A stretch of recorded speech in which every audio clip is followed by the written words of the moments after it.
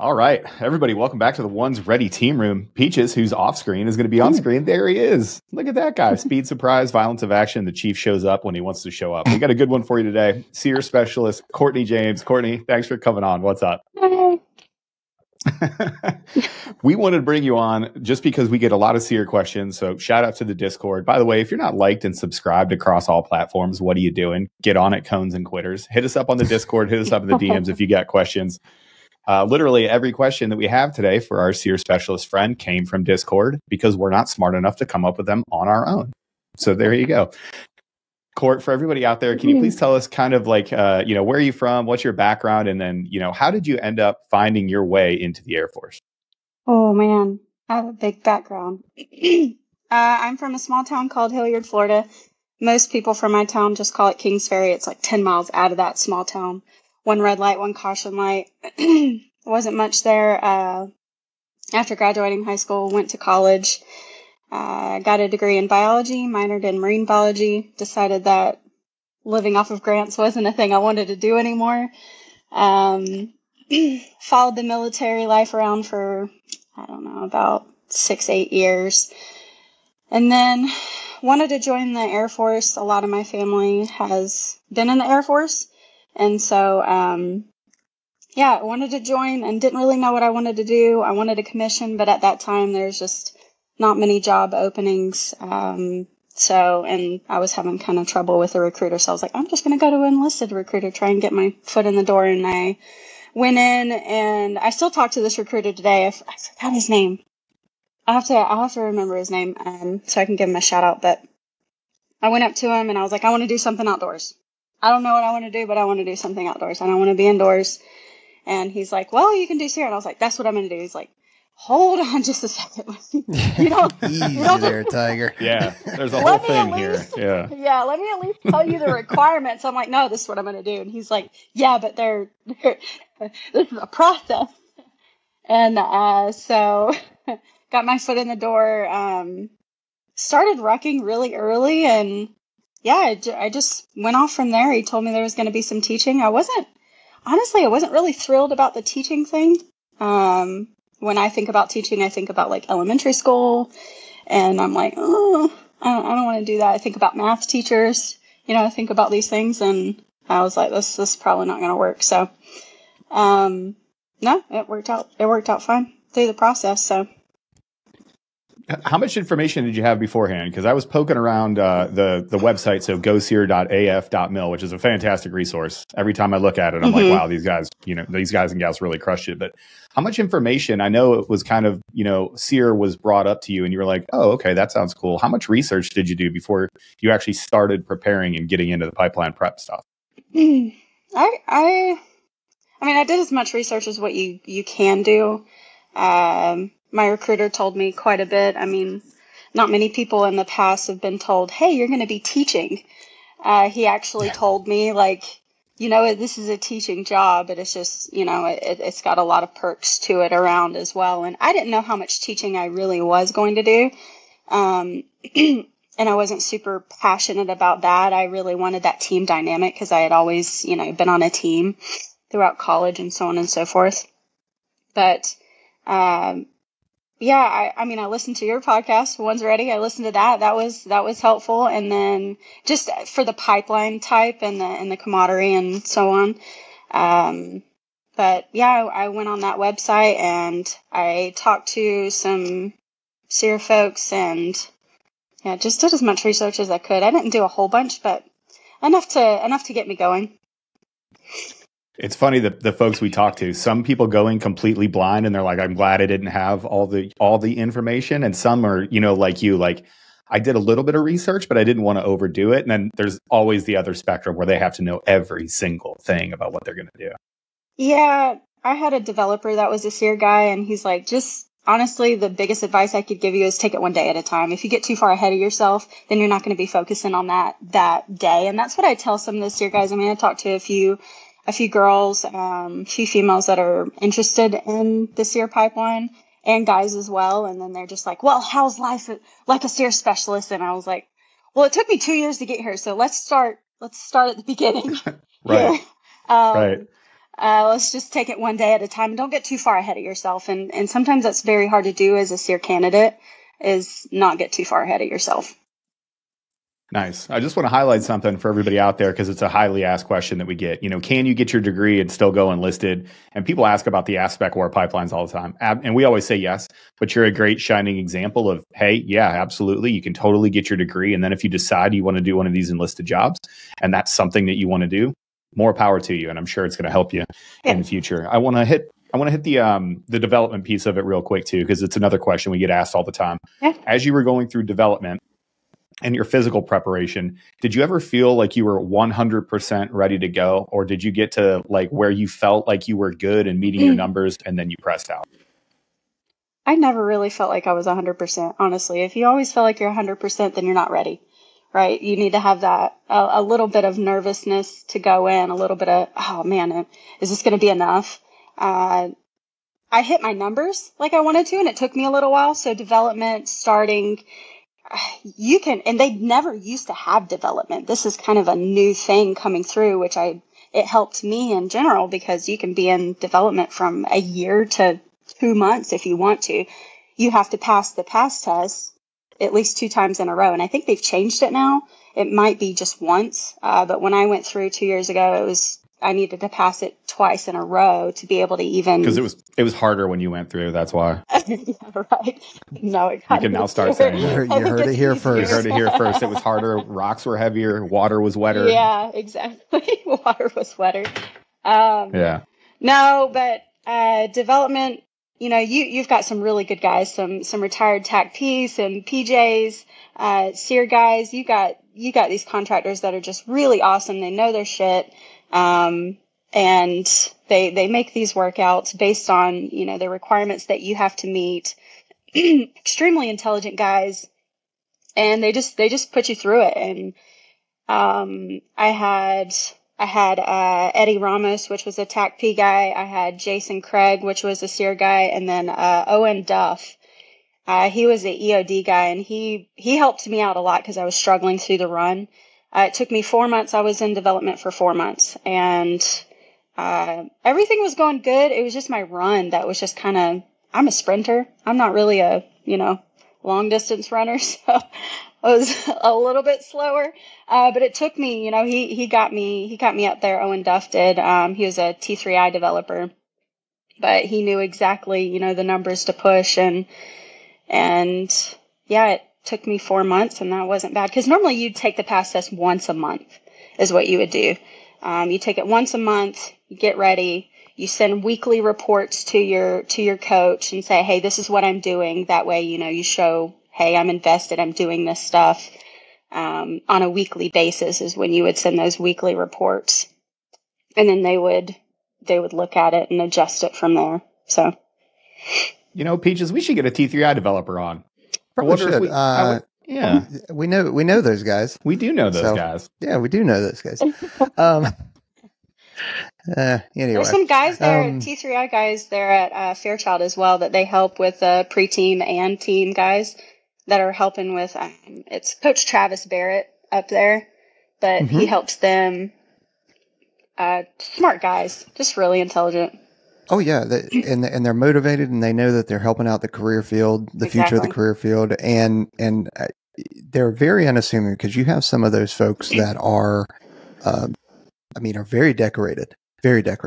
Yes, and like it's very impressive, and a lot of the folks in development, they just don't know, because they don't know what they don't know, and they're like, hey, just so you know, this dude was killing bad dudes quite frequently during the days. Yeah, literally when you were in diapers. Yes. Quite literally before you were in grade school. Yeah. This guy was, to use an old colloquialism, putting warheads on foreheads. Yeah. Yeah, it was kind of intimidating. You go up and you're in these group of people, candidates, whether they're PJs, TAC-Ps, CCTs. So you're all kind of meshed in as a group, but you get this guy and he's like, yeah, I've been in for, I've been a TAC-P guy for 20 years, and I've done this, and this, and I'm like, oh God. Yeah. Yeah, it can be a little intimidating. Well, I'm glad you mentioned it, because the talk about being a teacher and whenever you hear teacher, or at least me, I think of high school or elementary or something like that. You're a school teacher, Exactly. but so many. So your job is specifically being a teacher and instructor. PJs have instructorship within there. CCT does, TACP does, the JTAC qualification does. I mean, where I'm at the weapons school, it's in the name, we are in the military is in the business of training and teaching, and then all the other things that come along with that. That didn't put you off at all. Like you're all in on that. Yeah, so like you said, that's when I first thought about it as being a teacher, as like a math teacher. Like nobody likes their math teacher, their science teacher, right? It's like I don't want to be that, but I was like, I'm just going to give it a chance, because if you think about it, we're all teachers, we're all leaders, and one way or another, you have to be some sort of teacher, right? And that can look like a lot of different things. And in SERE, at first I was just like, I don't think I'm going to have a passion to be SERE. And you lose so many guys throughout the process, because they're like, I don't know if I can do this. I don't like the teaching thing. And we lost a lot of guys because of that. And when I started to get into the pipeline more, and what I was teaching spoke to me. And that's where I got my passion from teaching was, okay, these are the things, these are some core value things. Like, these are things that I could teach my family. These are things that I could teach my future children. Yep. These are things that, hey, Mom, come over here. Let me show you a trick. It didn't seem like a job. It seemed like, hey, let me teach you this thing. And that's something that you can just pass on to generations and generations. You want to learn how to survive? You want to learn how to build a fire? You want to learn, certain things? Come here and I'll show you. So that was, it's pretty cool. One more thing on that whole teaching aspect of it is that one of the most terrifying things for people is public speaking. I get it, but so many people, like, that would turn people away, and you visiting a recruiter and going, hey, that's what I want to do. It's teaching, it's instructing, it's obviously getting in front of people. Did you struggle with that at all? Because that's one thing that's always impressed me with the SERE career field is we take brand new airmen and we train them, and the SERE instructors train them, and it's like, okay, there you go teach in front of a room full of enlisted anywhere from airman basic all the way up to senior NCOs, and then officers from lieutenants to majors, lieutenant colonels. It's we just throw them to the wolves. Absolutely. I tell you one thing, I sucked. I sucked so bad. We all did. No instructor in the military was any good when they first started. I remember just cringing when I first started instructing, because we would have to teach, like, your team sergeant would be like, okay, Aaron, teach me how to do this thing. I've only done 500 times. I'm just like, oh no. Yeah, I wasn't good. I wasn't good at all, but you have to have confidence. There were so many guys on our team that was such, it just came naturally to them. I had to work hard for it. There was several times where I had to reteach a lot of different lessons because I just sucked so bad. But the confidence wasn't there, right? The confidence wasn't there, and the passion to teach what you're teaching wasn't there until I started to develop that, to grow that, is that passion. And once you have that passion, it just starts coming naturally. On team wasn't that great. You start learning these teaching aspects when you go through the selection process. So right after BMT, you go to selection, and then you start kind of doing these TNCs, which is just time and circumstance. That's all it stands for. And these are just kind of short, spontaneous little lessons that you can teach and just kind of come off out of the blue. Hey, you teach something on this. Go now. Like, you've got 1 minute to think about it. I'm like, So, practice and confidence and passion. And then afterwards, just, I I went and platform teached for 3 months. And you've got these senior airmen, you've got A1Cs teaching, lieutenant colonels, teaching people that come from the Pentagon, and through this pipeline, they teach you how to speak to anybody, and that's why this career field is so great, is no matter, what our rank is, we're taught to that level and say, hey, you need to be respectful. You're going to be speaking to, not just NCOs, not just enlisted, but officer as well. And you need to be, know your shit, but also speak respectfully as well, professionally. And I think that's what the career field is well known for, is they instill that into us at a very, very young stage in the pipeline. And that's what I really liked, is regardless if you sucked or not, they're like, hey, you need to fix this, do this.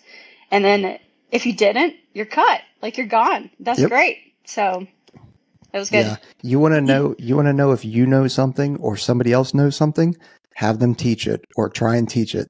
That's how you truly know if you truly know the material. So, all right. So I got a little far ahead probably, but taking a step back. No, that was me, but it's 4 months in development and then you go to BMT. Did you went to a normal BMT flight, right? Yes. Or did you okay. So you graduate BMT and then you go to selection. How did that look? Well, going to BMT was a little bit harder. They don't necessarily, for SERE, for me, they didn't necessarily set time aside words, They're hard. I know. You go through the development, you're on top, you're here, you're ready. And then they tell you, hey, you're going to be going to BMT for 2.5 months. You're going to lose a lot. And that was true. I lost a lot. Only because we didn't get that time for SERE in particular. We didn't get that time to work out more, to run more, so on and so forth. But I went through COVID as well. So that didn't help. But being a female flight, they just didn't set that time aside. So I just had to request to my MTI, hey, can I go down there and do some pull-ups? Can I go down there, and run a little bit more? As long as you had your buddy little system, you could go down there and do some more. So that's probably something to be aware of, is if you're going through, you may have to request a little bit of that time. And then obviously the sit-ups are different. The push-ups are different. Everything is different. So asking, hey, can I do a little bit extra to do the sit-ups and the push-ups that I actually need to do, and the pull-ups? Can I do those on my own time? So that to be aware of. Right after BMT, went straight to selection, right over across the street to Chapman. And yeah, still 3-week long course. Week 1 is on base, week 2 is base, and then week 3 is the field portion. Still focusing a lot on time management, is where they really see, hey, does this kid have some time management skills? I sucked at time management. Really, I did. I was a perfectionist. I needed to have everything right. And that led to a lot of sleepless nights. I was okay with it because that's just where I wanted to be. But a lot of guys were just like, yeah, I can get this done in a few hours and I'm good. And I'm just like, man, can you teach me how to do that? Time management, attention to detail was a really big one, and just learning that's where they teach you how to take notes specifically, because they want you to all be the same and be organized. But yeah, that was pretty much how the selection was going. I'm on a tangent, sorry. No, you're not on a tangent. If you see us looking down, we're taking notes. Yeah, it's the point of the podcast. No, yeah, we totally. Oftentimes we bring guests on and then we zone out when they talk. That's how you make a good podcast. No problem. I wanted to ask you some questions about selection there, because you really hit on it, and we had already decided that we were going to ask you this question beforehand. But you're awesome, which is how you got there first. But how much did you depend on your team in those times? Because, like you've alluded to, you were losing people. People were failing events. People were doing better or worse. Like you said, that you felt behind and you had to ask some teammates for help. How important was that team aspect when you were going through selection? I'm glad you asked that question, because a lot of guys, they look at these career fields like any career field. They look at them very, they're glorified, right? In some way or another. Do some cool stuff. Like, I want to do the cool stuff. And they don't realize that they're going in thinking that they can just do it on their own. And you can't. You absolutely can't. Regardless how high your ego is and how independent you think you are, you will not make it if you do not depend on your team. And I will tell you that right now. How many times I had to depend on my team. And I was not the best SERE candidate by far. There was so many guys that were so much better than me that I could list off of my team that I'm just like, that dude was good, right? But regardless if you're the best or, you're just making it, you have to depend on other people. That team dynamic is so, so important. And we were taught that through the pipeline. Hey, you're going to have to depend on each other. And if I'm sucking at something, this guy's doing really good at it, go to that guy and figure out what he's doing. Say, hey, teach me how to do this, because that's the only way you're going to make it together. One, you have to instill that trust, right? So the crap you go through when you hit Fairchild is a whole nother level than selection. If you don't have trust, if you don't have communication, I'm speaking like this is a marriage. Don't it's as close to a marriage as you're going to get. Yeah. It is to the Air Force. It is to the Air Force. You might as well be married, baby. If you don't trust your guys to your left and right, and I'm sure this is the same as any pipeline, if you don't trust those guys, you're going to be left by yourself, and that's going to be 10 times harder. So that team dynamic is so crucial, so crucial. And when you get to Fairchild, and I'm kind of going a little bit ahead, coaches and cadre know how to instill that in you. And I'm sure you guys know that you've got your glorious, workouts that you do and your smoke sessions that you do that might last 3 or 4 hours, depending on how small of a screw up that you've done. So in those moments, You're relying, hey, dude, it's all right. You got it. Like, whether it's just pushing each other along or like, hey, can you help me out on this? I don't know how you just did that stitch, and I need you to tell me how you did it. Like, what is an attention step again? Like, so. And some people are naturally going to orient to that stuff a little bit faster. It's just the way that teams go. Some people, you see them pick it up right away. I remember I went through the pipeline with a kid named Chris. Chris was perfect at everything the first time he did it. And it was literally to the point, like, Chris, how did you figure out how to do this? He's like, I don't know. I just picked it up. So I want to talk timeline a little bit. So you got out of selection. Congrats. We crushed it. And then you're getting ready to make the move from San Antonio up to Spokane, up to the SERE Mecca. What did that timeline look like? How much time did you spend kind of in between that move to Fairchild? Okay, so I'll go back a little bit. In selection, they've got iterations, right? They have, when I went through Alpha through Echo, and that Alpha through Echo would all transition up there at different times, of course, but they would all eventually go up to pre-team and stay on pre-team. Now, I think they've changed that a little bit now. I was at Alpha iteration, but I think they do it from 0, 1 to 10 now. So depending on what your class cycle is going to be, because in Fairchild, you have 2 class cycles a year, a winter class, which is the best class. I'm just kidding. Hardest and class, then obviously. It's got to be hard. You know what I mean? Went through a winter class. I was tougher than you, obviously.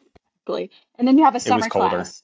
So I was 2202, which is a winter class. 02 was always a winter class. But I think in selection they have that 0, 1 to 10. So you could be like 2401 and 2402 all the way to 10.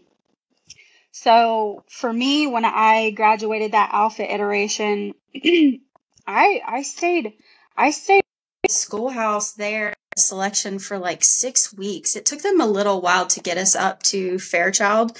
And I caution guys at that point, they think that they have completely, they're high here. They're like, oh, I got selected. I'm this, I'm this badass now. Yeah, check yourself, because you can still get kicked out by doing some stupid stuff over there. And there's been a lot of people that's done some stupid stuff there and then has just got kicked out of the the entire pipeline. They never make it up to Fairchild. So check yourself after, go up to Fairchild, and then you're on pre-team is what they call it. So that's where Coach Travis Barrett up there, you're treated like a professional athlete. I'll tell you that.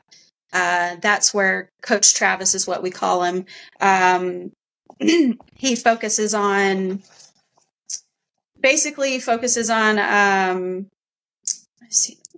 pretty much lifting mechanics.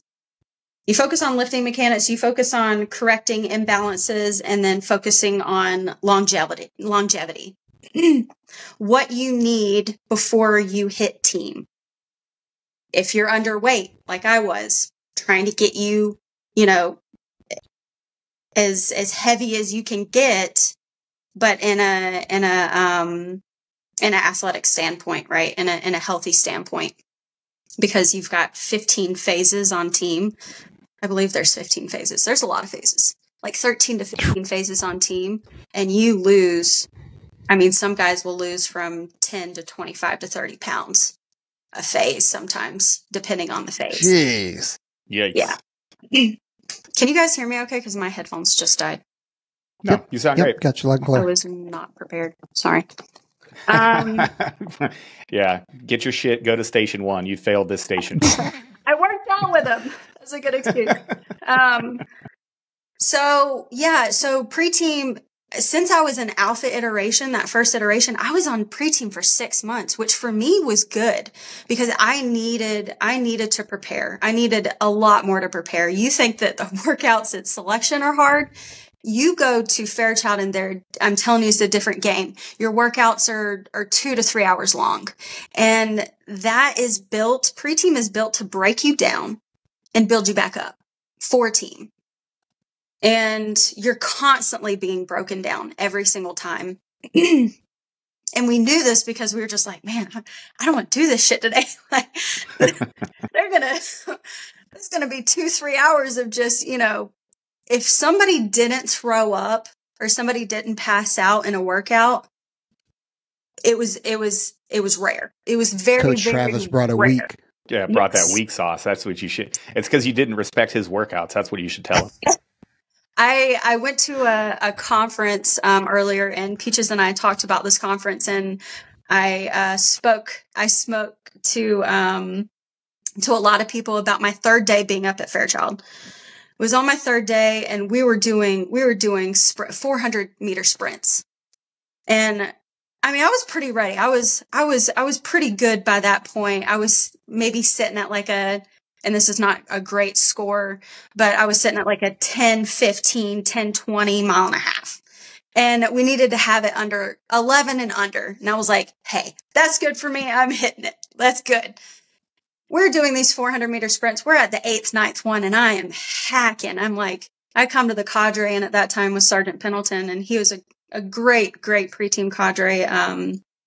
Really got our team to mesh very, very well. And that's what pre-team is all about, is getting all the guys to rely on each other, to solidify everyone together before team, because you're not going to make it on team if you can't make a bond, like an unbreakable bond is what they're trying to make, right? The cadre is trying to make an unbreakable bond with you on pre-team before you hit team, so you're successful. So I'm on my third day. We're hitting these sprints, and I was like, I can't do this anymore. I can't breathe. I'm about to pass out. And Sergeant Pendleton looks at me. He's like, Airman James, it's funny how you think you have a choice. And I'm like, huh? We Sergeant. Yeah, it's called the Air Force, not the Air Friends, Kortney. Huh? And that's when it hit me. I'm like, okay. So went back, ran until I passed out, and the SERE medics came to me and was like, just give her a second, she'll come back. But that was great because he saw my limits, and then I saw my limits, and I'm like, okay, I need to push these limits a little bit more. And that's what made us great, was you don't have a choice. Go up there and do it. The IP doesn't have a choice, so do it. I don't care. So absolutely. Yeah. You know what you could have used during that time? You probably could have used some hoist. That would have been really helpful for you at that time of max effort. It hydrates better than water. You can go to onesready.com and check out drinkhoist.com. Use our code at checkout. No big deal. And that's what we call an organic ad read. In your face, Peaches. Yeah, you got me on that one. I was like, oh, where are we going with that? Where are we going with I got this? it. I was, yeah, the hoist is good. The hoist is good. It's one of the only 3 DoD approved beverages used for rehydration. It hydrates 110% better than water. That's a real thing. Thank you. Go to drinkhoist.com. Use code onesready at checkout. I like the dragon fruit. It's obviously the best flavor. So I want to talk about pre-team, and I want to talk about kind of the dynamics of team. And again, I'm gonna put a plug out there. Gosere.af.mil has a great list of attributes for successful SERE Specialist candidates, all kinds of stuff. So go check that out. But you got on a pre-team, and you had to spend about 6 months. So those times are always going to vary, but it's a question that we get often is how long am I going to spend on pre-team? And then when team starts, how many folks did you start with on team? So yeah, you're right. On pre-team, it really depends. That alpha class, I was 6 months. Echo could be a month or 2. So that echo class sometimes could be pushed to another cycle if they don't get all their prerequisites done. And I'm going back a little bit and I'll hit team in just a second.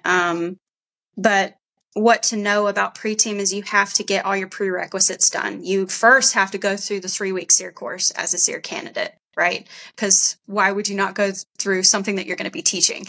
So you go through that course, and then you go through an indoctrination course, which is, it's like selection on steroids, that indoctrination course, which is another kind of kick in the gut. You lose a lot of good people again there, whether it be through medical reasons or integrity reasons. You lose a lot of people through there.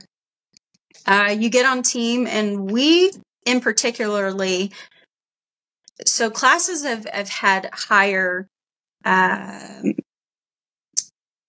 numbers in general because they've just needed more people. But the attrition rate overall, I would say, is still very, very high. So starting from development all the way through the apprentice course, which is just on team, is still extremely high. Throughout the entire thing, I would still probably say it's like 90%. Now, on team, gotten a lot better. I mean, you've seen articles that have said, I don't know, the attrition rate has lowered a lot more on team. But people don't realize how many people have been lost throughout the process, which is a lot. So we get on team. I think we started with like 60, maybe 60. Sometimes it's more because people get, like I said, people are like all over the place. They get pushed onto different cycles. They have a medical thing that they need to figure out, and they're pushed to, or they've got to have their PT a little bit better. It really just depends. They'll be on pre-team for maybe a year, depending on. But I would say maybe 60. And then we graduated with 44. We graduated with 44. So okay. And you mentioned it earlier. There's the 15 phases. I'm not going to expect you to like walk through every single one of them, but I know a lot of them. Just a couple of questions just about the apprentice course in general is, how long is it? And then what were the phases that you struggled with the most? Ooh, the apprentice course is 5.5 months long. Can we just round that up? 6 months sounds great. 6 months. 6 months sounds way better. I can't. You can give me the training days. You can tell me however it is that you want. This is your podcast. You do whatever you want. Technically, it's 5.5 months. I like to call it 6 months because that's just what it felt like. It just felt like an eternity. The apprentice course is going to be about 6 months long. And then you have your 13 to 15 phases. You have 5 critical phases throughout those that you have to pass. One, the first course that you typically will go through is your CSS, which is your core survival skills is what they call it. Or the older SERE guys would call it FAM. So if you hear guys call it FAM, it's CSS. And that is another kick in the gut especially going through a winter class. That was rough. I don't give off a lot of body heat. So I struggled a lot. I struggled to get my assignments done. Still time management, task saturation. That's where you learn, sleep, how you function with sleep deprivation and food deprivation. That's kind of where you get an all-encompassing, and you lose a lot of people through CSS, through that first phase. It only just gets harder and harder, and there's no really smooth transition, to tell you the truth. It just kind of kicks in. You're just in it. That was a hard phase for me. That's where I started to get a little bit of frost nip, because some of the gear just wasn't fitting me right. That next phase, which is also a critical phase, is your navigation phase. And that was also in a winter class. So that was also rough for me. That was the first time where I thought I was going to quit. I didn't feel like I wanted to quit in CSS. But in my navigational phase, I did. My toes were hurting really bad. They were going to medically take me out of that phase. And, I looked at the SERE medic and I was like, I'll haunt you for the rest of your life if you take me out. I was like, I've lost a lot and sacrificed a lot to be here. I don't want to go. So I'm not going to say any names, but they kept me in, which is good. But yeah, I got frostbite for sure. That's what I struggled with a lot, is staying warm, and kudos to the guys that, I had to buddy up with in tents and stuff, because if it wasn't for their body heat, I wouldn't have survived. No way would I have survived by myself, because I had to rely on other guys' body heat to keep me alive. And so kudos to the guys on my team. But yeah, I wanted to quit. I saw a guy, really good guy, was going to be a super great SERE specialist. You could just tell, like, this guy's going to be good. And I remember we had just a spontaneous firecraft, and I had forgotten all my shit. I had only had my axe, so it was going to be just an axe firecraft. And it sucked, because I was like, I don't know what I'm going to do. I was at the low of the low, and I had lost all of it right there. And that was where I realized, hey, this is probably going to be it for me. I saw one guy quit, and he was a great guy. We were all the way down in a valley, and he was walking up the hill, going to talk to the cadre, telling him that he didn't want to make it. And now it's harder to quit now in the middle of a phase. They normally, cadre will make you go through that phase first and then let you kind of decide after that phase is done, because sometimes it's just kind of in the moment. You're very emotional. You're like, I'm quitting, I'm done. And it's a little bit harder to quit now in a phase. It's not hard to quit, but in the middle of a phase when you're on team, it's a little bit harder to quit. They'll kind of push you a little bit more, and then if you're still really wanting to, then you can. This guy seemed to really want to quit for a while, maybe because of, I think, family reasons. And I saw him walk up that hill, and I was like, I think I'm going to follow him. And I finally just took a second, and I'm like, man, this sucks. I'm cold. I'm wet. I don't have any of my gear. I'm going to fail this firecraft because I don't have any of my stuff. And I just want to get out of here. I'm not comfortable, right? And how many times? Yeah, but then you would have had to walk all the way up that hill, though. Exactly. Like you could have at least stayed. Yeah. Do we go through things and we're just not comfortable, right? So I looked to the guy at my left and I looked to the guy at my right, and I'm like, I just need to take a little bit of a perspective. And I looked to the guy on my left, and I see that he's struggling too. And I'm like, well, shit, like, I'm not the only one. Why am I being so selfish? Right? I'm not the only one here. Everybody else is with me. And I remember, I'm like, well, shit, we're in all this together. Everybody's doing this together. We're struggling together. You know, I'm not the only one that's cold. So suffer in silence and just get it done. You know, you're good. So I hit that. I really hit that where I just like, I don't want to do this anymore. And if you don't hit that, then you're doing something wrong. Then something's wrong if you don't hit that at least once and think about it and be like, I don't like it.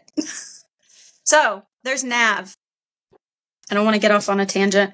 And then let's see. Next one is going to be ITB, which is instructional techniques base portion. That's where your teaching really, it dives in. That's another core phase, which I struggled in for the teaching because I had to reteach a lot of different things because that confidence wasn't there. That passion that I was teaching for wasn't there. I was really focused on, I'm stressed. I need to hit this. I need to do good at this. The heart wasn't really in it. That's why I feel like I didn't do as well. I was just focusing on, I need to pass it, right? I just need to survive. I'm in survival mode. So another phase is going to be ITF. That's where you have a full day. You get these field flight guys, what they call pack carriers, and you can go into the field flights and you get a perspective of what a full day would be like teaching students at the schoolhouse, at least. So you have a full day that you have to prepare. You have to what's the word? Organize. You have to organize your entire day however you want to do it based off of the location, based off of how many students you have, based off of your route. What are you going to hit first? Are you going to talk about water first? What are your,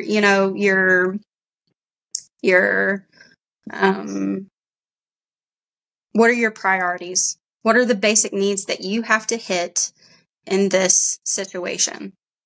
So that's another phase that you have to pass. And we lost, I think, maybe 1 or 2 guys in that phase. And that was in a later phase. We probably hit maybe 4 months at that phase and you're still losing guys. Like that's, can you imagine doing, let's say, a year and a half of training in the pipeline, and this is a job interview. People don't realize that.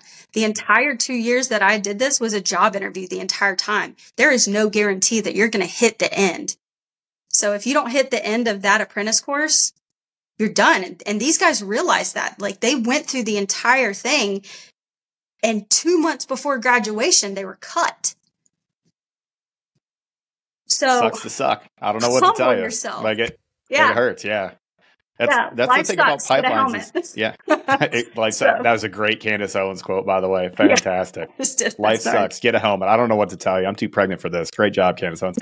But people don't realize that stress, and we try to communicate that as much as possible. Like the pipelines, it's the most fun that you'll ever do.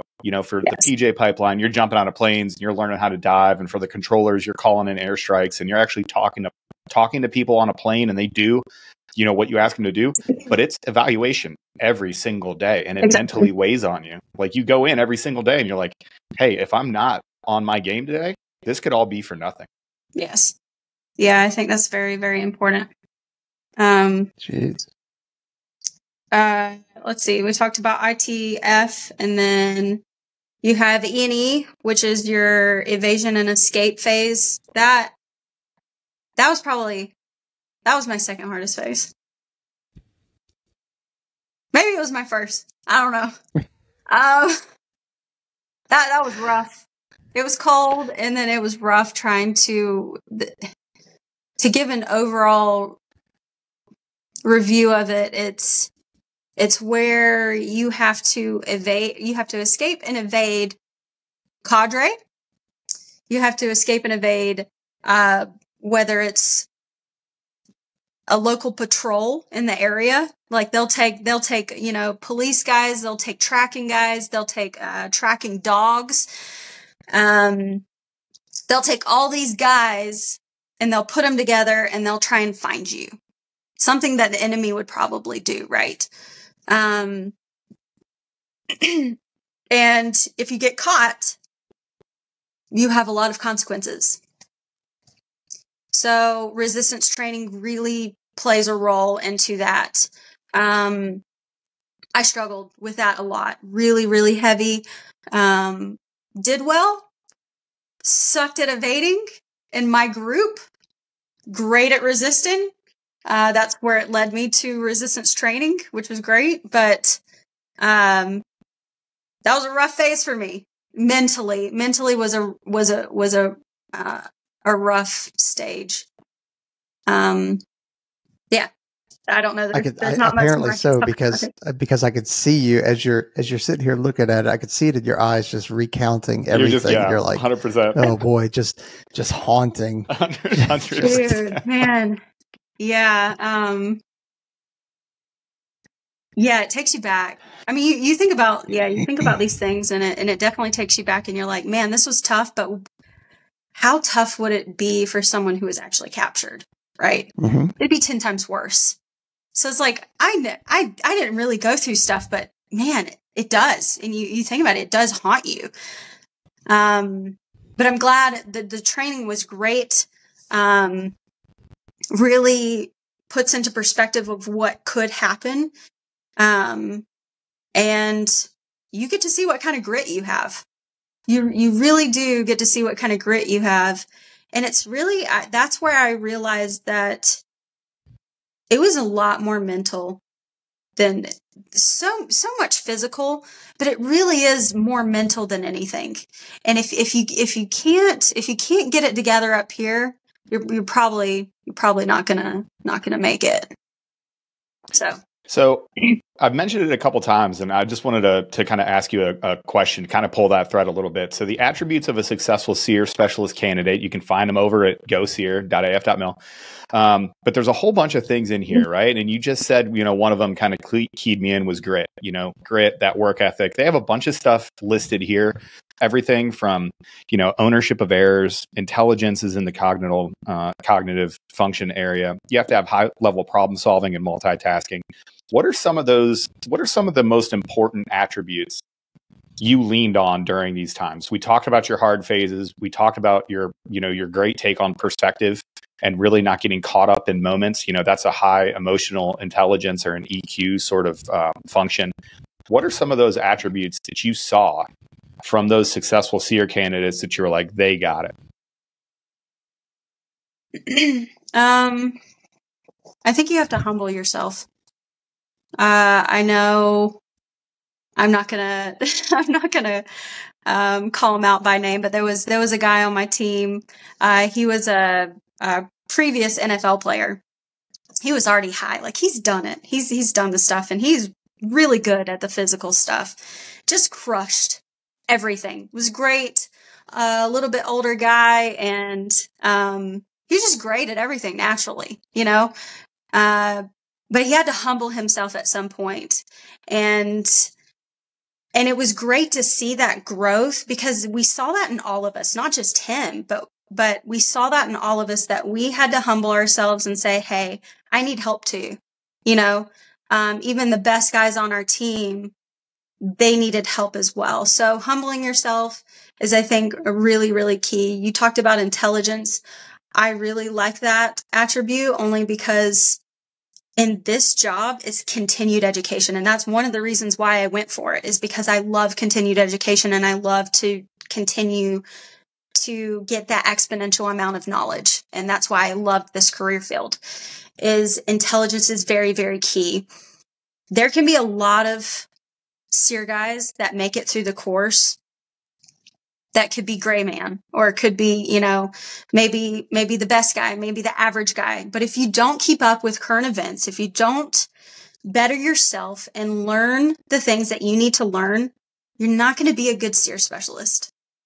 You can be in the career field and still not be a good SERE specialist, only because you're not doing the shit that you need to do in order to pass that along. Because what is the ultimate goal? We're not the important ones, right? I didn't join this career field to be the hero. I wanted to teach the heroes. Like, I want to make sure that the other guy can be the hero, right? So in this career field, I think having that attribute of that intelligence, of that continued education, and always doing that. This is a 24/7 job. This doesn't stop when you graduate. Like, hey, I got this beret and I'm a SERE guy now, I'm cool. No, like, go out there, continue to hone your skills, and don't lose, don't lose these skills if you don't do them. And continuing that, I think, is very, very important. Obviously, integrity is going to be, pretty high up there as well, because we lost a lot of guys due to integrity. Like, you had one guy that was in CSS and FAM. He's stealing from the cadre refrigerator because he wanted food, because he couldn't take it anymore. He literally couldn't take it anymore. So he stole the cadre's food and then got kicked off for it.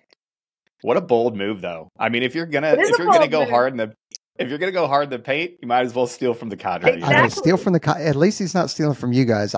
Steal from the cadre, not you guys. He did. Yeah, so we had a bear box and we had inventory, and he was stealing our food as well. So see, that's messed up. There you go. Bad.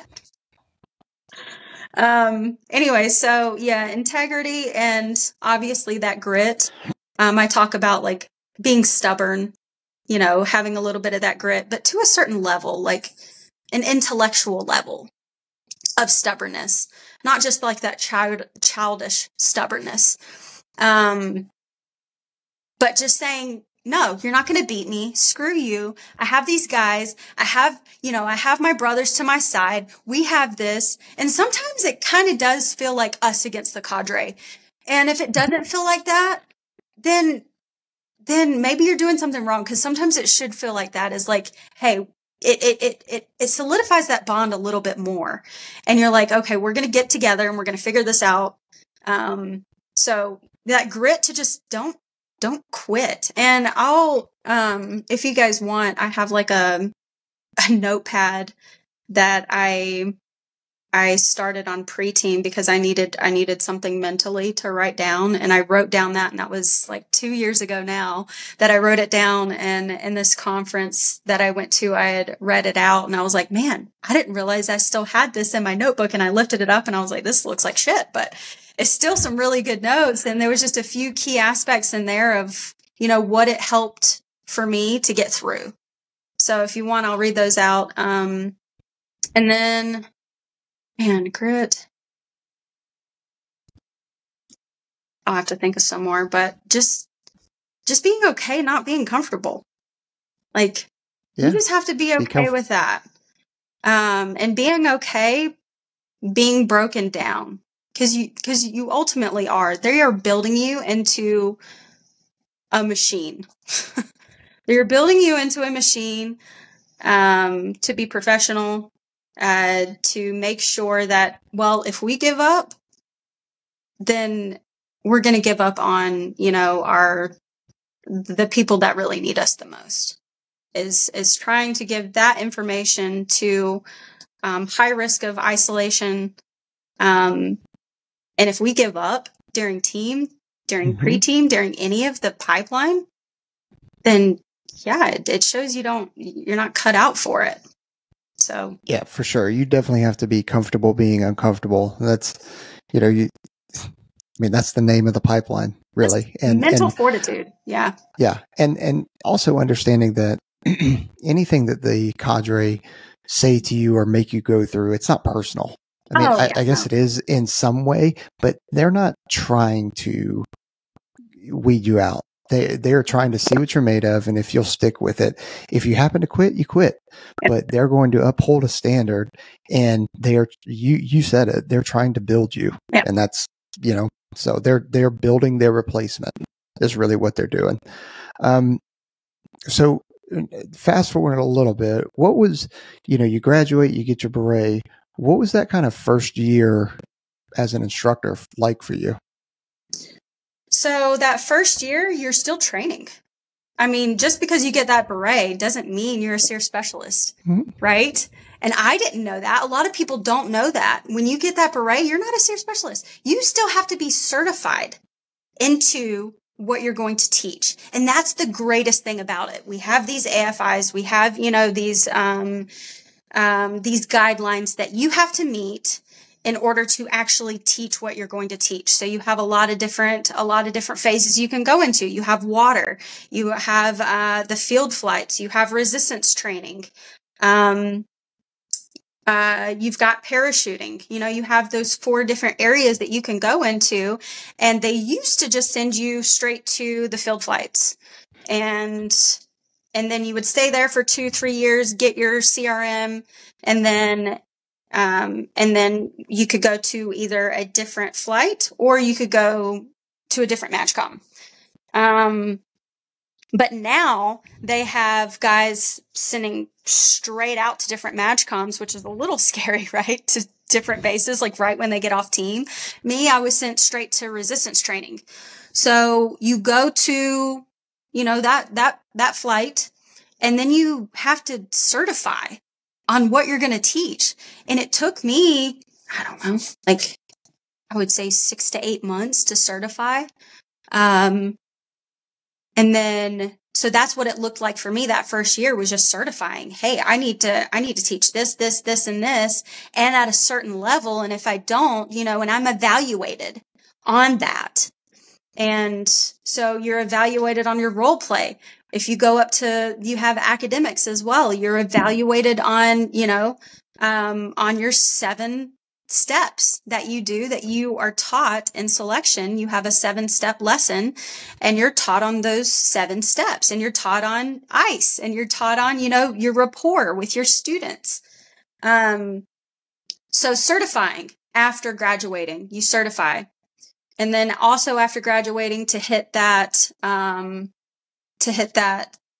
level 3, I believe you graduate as a level 3, and to get that level 5, you have to go to airborne for a month. And then you go to Arctic training, which is up at, Barrow, Alaska. The locals call it Utqiagvik. But you go up there, for a little over a week. And then, yeah, that was another rough story. Which I think my phase that I went through Arctic training is on Airport, Alaska. It's on the Smithsonian Channel. They're actually starting to bring it out. They had like a news crew come out, a documentary. They wanted to do a documentary. They normally do it on like airports, like small airports. But yeah, you could check that. You could check that out. That'd be cool. There's some team guys on there for sure. But yeah, that's a little bit of what it looks like, is just certifying. And the field flight guys will probably have the longest certification. Most guys would take up to a year to certify. So. Okay. Well, I mean, that's, and then that's not uncommon across, Air Force AFSCs. I mean, just for one, the concept of, hey, you're always training. Okay. You graduate, you get your beret, you get your 3 level, whatever. Hey, you're always training. You're never done.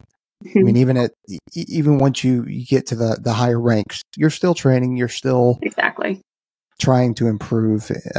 So that's not different for anybody else out there. But let's see, Aaron, what do you got based off of? I know that you're still, like, you've been in for 3 years now, 4 years at this point. And you're still on your first kind of assignment, correct?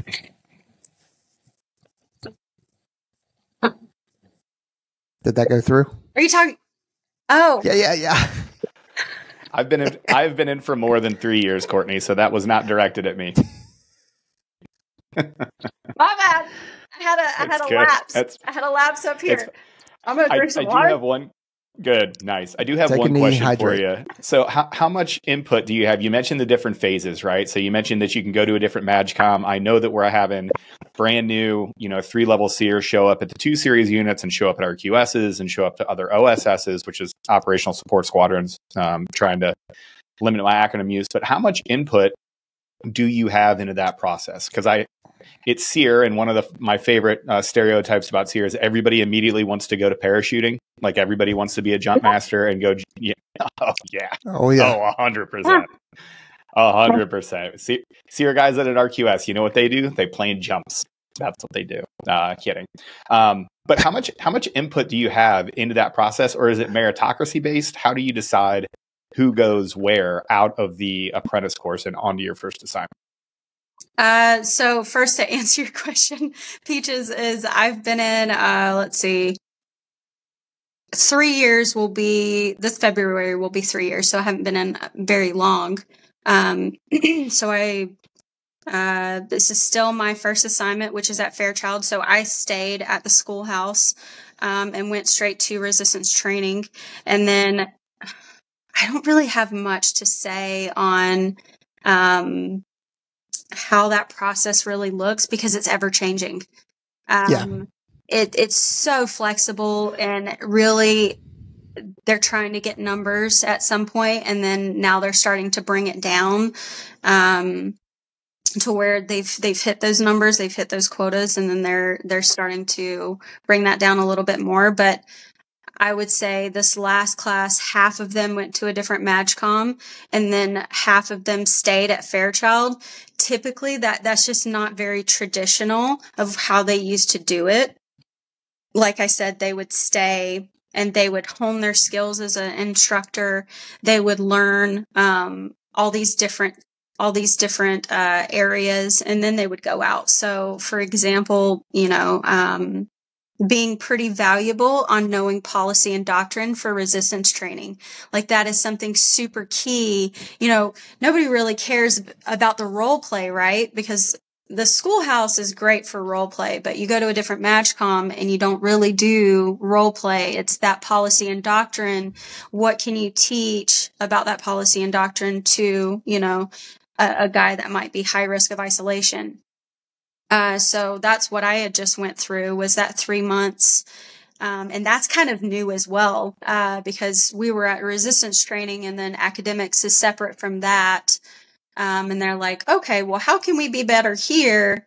And then how can we make you guys more valuable? Well, let's just have you guys augment, go up there for 3 months. And then you're supporting a low man shop as well, because these guys can be stuck there for 2 years at a time, and they work over the weekend. Their days off is Tuesday, Wednesday. And these guys have been here for 2 years at a time. You have, an NCO there that have been there for a while as well. And that kind of takes a toll on you, and especially a family as well. So we're trying to rotate through.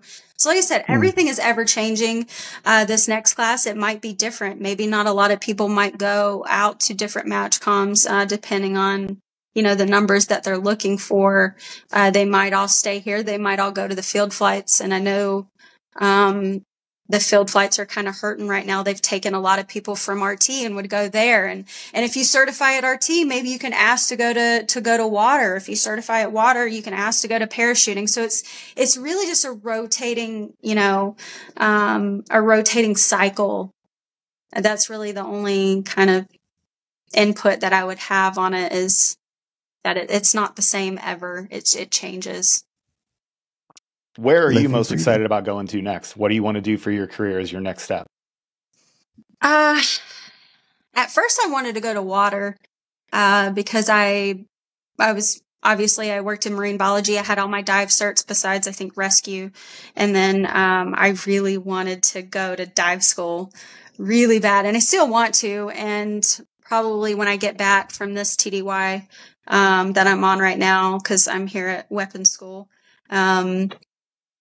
I'll probably go back and start doing dive PT, and then see if I can go to dive school. But water would be really cool, but another MAGCOM would be awesome for me, because I feel like I've been here. I've been, an instructor here for over a year now. I've certified in RT. I know policy and doctrine. So I think, that could help. I could actually, instead of just saying, here are the slides, I could say, no, this is actually policy and doctrine, and this is what they teach, and this is what you need to do. So I feel very, very confident in that level, to be able to go to a different MAGCOM and say, hey, this is the shit that you need to know. But yeah, that can be expanded all the time, right? So if you're not augmenting, I would say this to SERE candidates after you graduate, if you're not augmenting at other field flights, well, not just the field flights, but at other flights, then you're doing something wrong. So. Nice. Well, Court, I want to say thanks for coming on. We always end with an advice piece here. So if you could talk, and I heard you earlier when you said that you're, engaging with other SERE candidates that are thinking about coming in. If you could give somebody some advice so they could put that in their back pocket to get them through the 2 years of training it takes to be a SERE specialist and beyond, what would you tell them? This is where I bring out my notebook, and you see that It's really old. Don't throw that away either. It's the only thing that I will tell you as somebody that's been in a little bit longer than you have. Save those notebooks. Fill that notebook up, put it on a shelf somewhere, go back and read it occasionally. You'd be surprised how smart you are in retrospect. I will tell you, you will have a lot of Write in the Rain notebooks on a shelf after your entire pipeline. And my advice is just to go through those and read them again or even rewrite them. Okay. Advice for any SERE candidates going through. This is what helped me going through the pipeline. Hope it can help you guys. My number one was just don't quit. Just don't quit. It's super simple. I had to write it down for it to get through my brain, and that's fine. Remember your own why. They will tell you to have a why, hopefully in development or in selection, and say you need to have a why. What that means is you need to have something strong enough to get you through training, because if you say, I just want to be a cool guy, that's not going to cut it.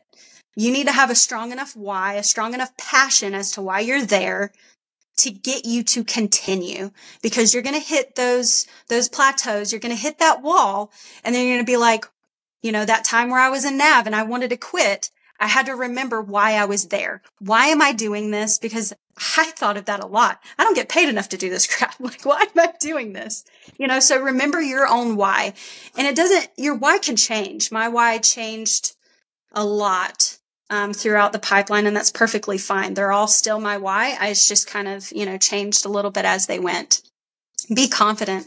I struggled with that at the beginning. And if you act like you know what you're talking about, it looks good. So just kind of fake it till you make it. And that's perfectly fine until you build up that confidence. And that's what the pipeline is meant for, is to build that confidence up. Make small goals. Like I said earlier at the beginning of the podcast, don't look too far ahead, because you get distracted, and then, something's going to happen in that day. And then you're like, oh, what's the next phase going to look like? What's our career going to look like? What's Fairchild going to look like when I haven't even made it to selection yet?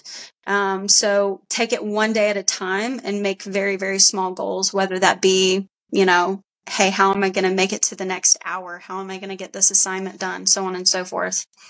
And then you are more than your physical capabilities. I had to remember this because, I felt like I was very weak through, workouts. I was still very strong and still, was very, very capable.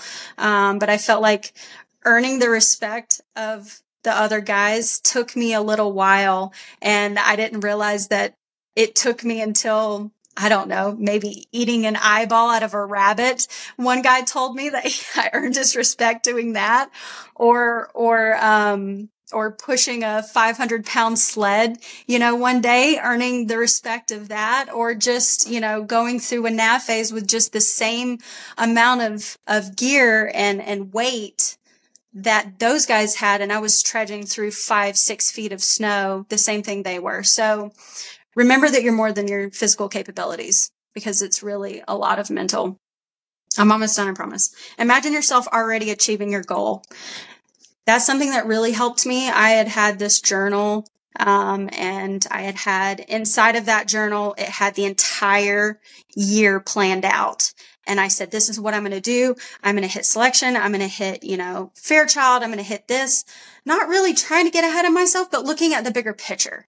Not getting lost in that picture. And then I would have like a little vision board in that journal. I just already imagined myself, this is what I was going to do. This is what I want. So imagine yourself already doing it. And then, know that you're good enough regardless. You're going to mess up. That's inevitable. Things are going to happen. You're going to suck a lot. You may suck 7 days in a row, but you are good enough regardless. If you're there, you have the grit, you have, what you need to do to be there. You've made it this far. You're enough.